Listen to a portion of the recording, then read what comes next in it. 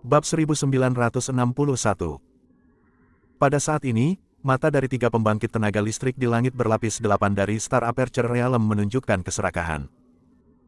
Seluruh tubuh naga emas penuh dengan harta, dan bahkan setetes darah pun sangat berharga. Sekarang biarkan mereka bertemu, bagaimana mereka bisa melepaskan.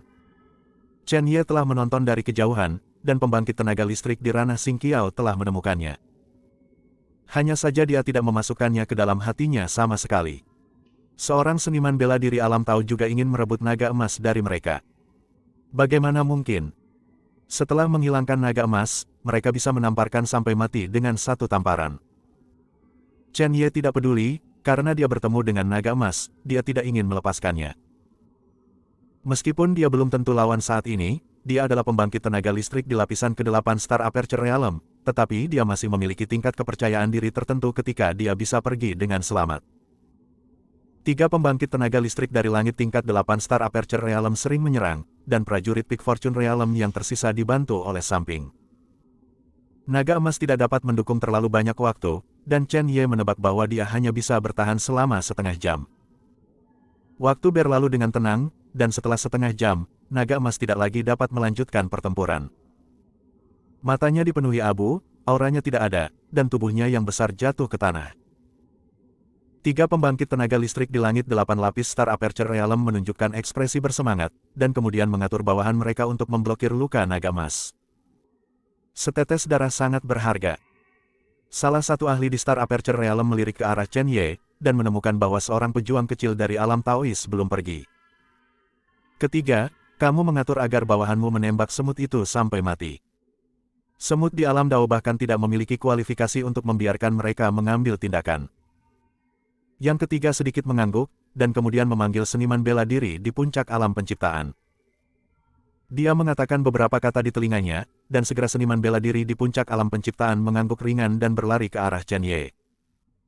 Ketika Chen Ye melihat adegan ini, senyum muncul di sudut mulutnya.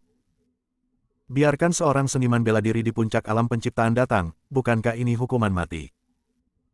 Dia memegang pedang Gorfin di tangannya, dan ketika dia melihat sosok seniman bela diri puncak di alam penciptaan, dia menebas dengan pedang. Seniman bela diri di puncak alam keberuntungan tersenyum menghina, dan seekor semut di alam harmoni berani memimpin dalam menyerangnya. Dia menamparkan sesuka hati, diikuti oleh sidik jari besar. Pada saat ini, dia menamparkan Chen Ye. Ketika dia jatuh, dia ingin berbalik dan pergi, tetapi dia bahkan tidak perlu melihat. Namun, pedang Chen Ye merobek segalanya, memotong sidik jarinya menjadi dua, dan energi pedang bergegas menuju seniman bela diri di puncak dunia penciptaan dalam sekejap. Kecepatan pedang Qi sangat cepat, dan seniman bela diri di puncak alam penciptaan tidak punya waktu untuk melarikan diri. Pada saat ini, dia merasakan ancaman kematian di hatinya, meskipun energi pedang belum mencapai sisinya, itu sudah menembus tubuhnya. Sangat kuat. Apakah ini benar-benar seniman bela diri surgawi tingkat 9 dari alam harmoni? Pikiran di benaknya menghilang dalam sekejap, dan seluruh kepala orang itu terbang ke dalam kehampaan dan mendarat di tanah. Mayat langsung jatuh. Suara pertempuran di sini menarik perhatian tiga ahli di alam bukaan bintang, dan menemukan bahwa bawahan yang telah dia atur dipenggal oleh pedang. Bisakah orang ini berpura-pura menjadi babi dan memakan harimau? Salah satu alam bukaan bintang yang kuat berkata dengan suara dingin. Selain itu, dia benar-benar tidak bisa memikirkan mengapa seorang seniman bela diri alam tahu bisa membunuh puncak alam keberuntungan dalam hitungan detik. Chen Ye tahu bahwa tidak ada gunanya terus bersembunyi seperti ini. Seluruh orang terbang langsung ke kerumunan, menuju mayat naga emas. Tidak, hentikan dia. Kecepatan Chen Ye terlalu cepat, membuat mereka semua sedikit bingung. Jika mereka tidak menghentikan mereka, mereka akan dapat mencapai naga emas dalam 10 napas. Sosok orang terkenal di alam keberuntungan bergegas, tetapi ada sedikit ejekan di sudut mulut Chen Ye.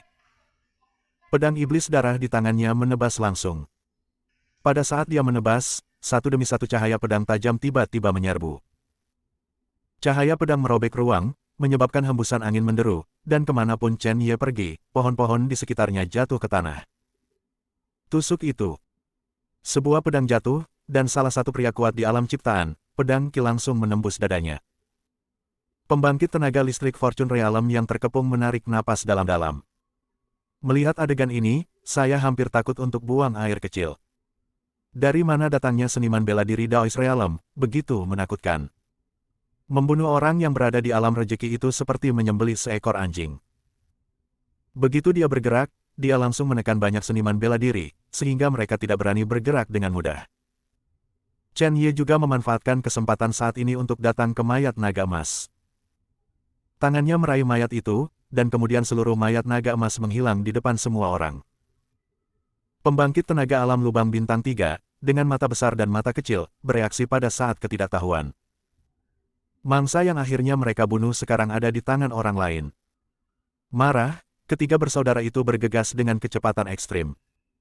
Meskipun Chen Ye memiliki beberapa sekte jahat dan dapat membunuh seniman bela diri di ranah penciptaan, mereka tidak mengambil hati. Bahkan jika mereka bergerak, mereka dapat membunuh pembangkit tenaga listrik di alam ciptaan dalam hitungan detik. Mereka tidak percaya bahwa Chen Ye bisa membunuh mereka dalam hitungan detik. Napas yang menakutkan segera mengalir, Chen Ye mengerutkan kening, dan melarikan diri tanpa ragu-ragu. Sebuah pembangkit tenaga listrik di lapisan ke-8 Star Aperture Realm, dia mungkin tidak bisa menyelesaikannya, apalagi 3 sekarang. Saat Chen Ye melarikan diri, ketiga bersaudara itu mengejarnya.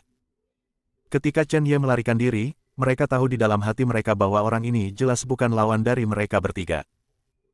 Kalau tidak, itu tidak akan lari. Memikirkan hal ini, kecepatan mereka didorong ke ekstrim. Selama mereka mengejar Chen Ye, maka tubuh naga emas akan ditangkap. Ketika dia berpikir bahwa Chen Ye berani mencabut giginya di depan mereka, dia tidak bisa menahan perasaan marah. Ketika saatnya tiba untuk menangkap Chen Ye, saya pasti akan menyiksanya. Berani menghancurkan kepala Tai Sui, saya tidak akan sabar. Meskipun kecepatan Chen Ye cepat, masih ada beberapa celah antara itu dan pembangkit tenaga listrik dari lapisan ke-8 dari bukaan bintang. Haha, kakak, anak ini tidak bisa melarikan diri. Salah satu dari mereka memiliki bekas luka yang mengerikan di wajahnya dan berkata sambil mencibir. Mereka semakin dekat dan lebih dekat dengan sosok Chen Ye, dan saya khawatir mereka akan segera menyusul. Chen Ye menoleh dan melirik, dan langsung melemparkan transformasi sihir, dan kemudian kecepatannya tiba-tiba meningkat sedikit. Melihat kecepatan Chen Ye, ketiga bersaudara itu hampir memuntahkan seteguk darah tua.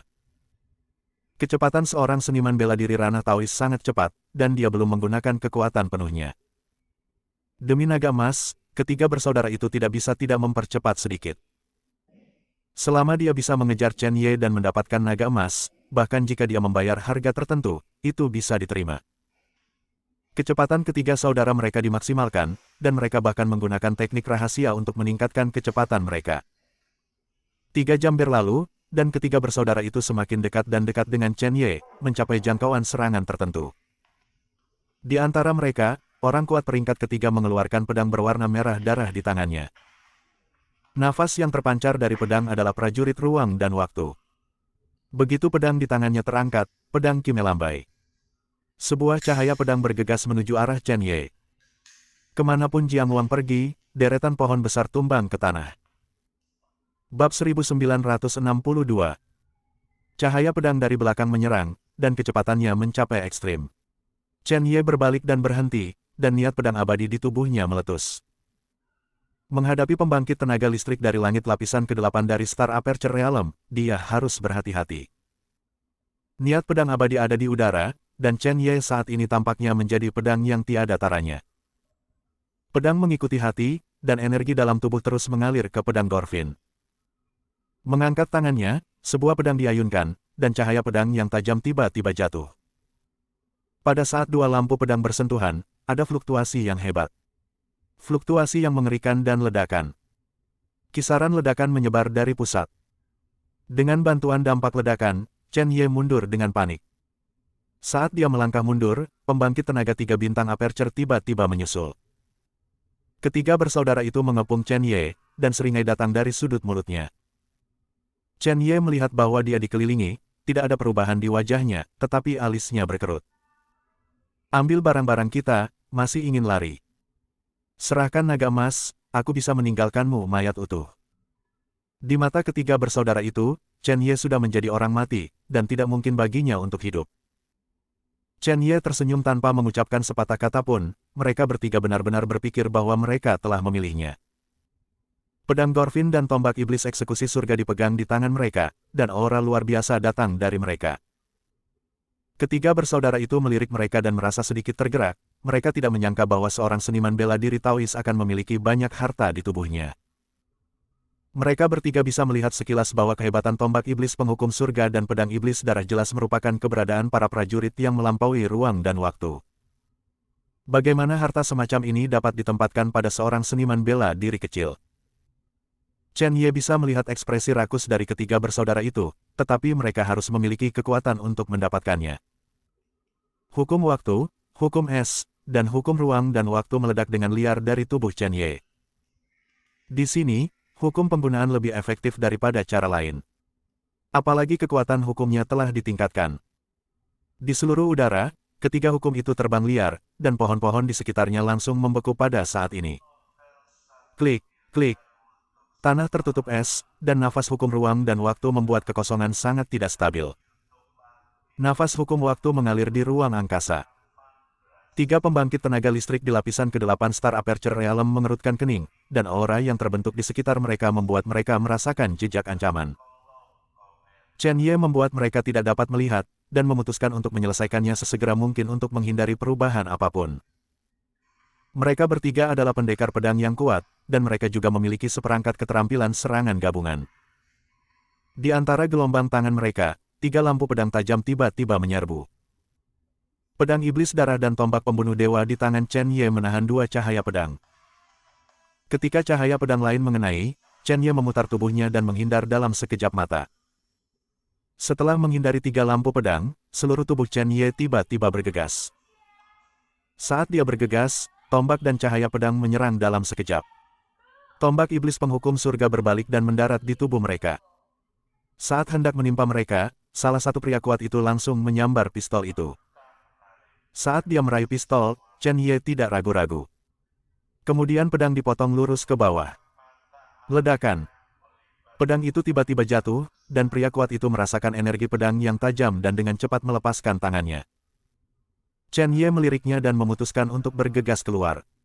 Bertarung dengan mereka adalah hidup dan mati, itu tidak berhasil. Lagi pula, di mana tempat ini, dia belum tahu. Siapa yang tahu bahaya seperti apa yang akan terjadi, yang paling penting adalah melarikan diri dari tangan mereka sesegera mungkin. Menghadapi pembangkit tenaga listrik dari lapisan ke-8 dari alam bukaan bintang, masih tidak ada cara untuk menyembunyikannya.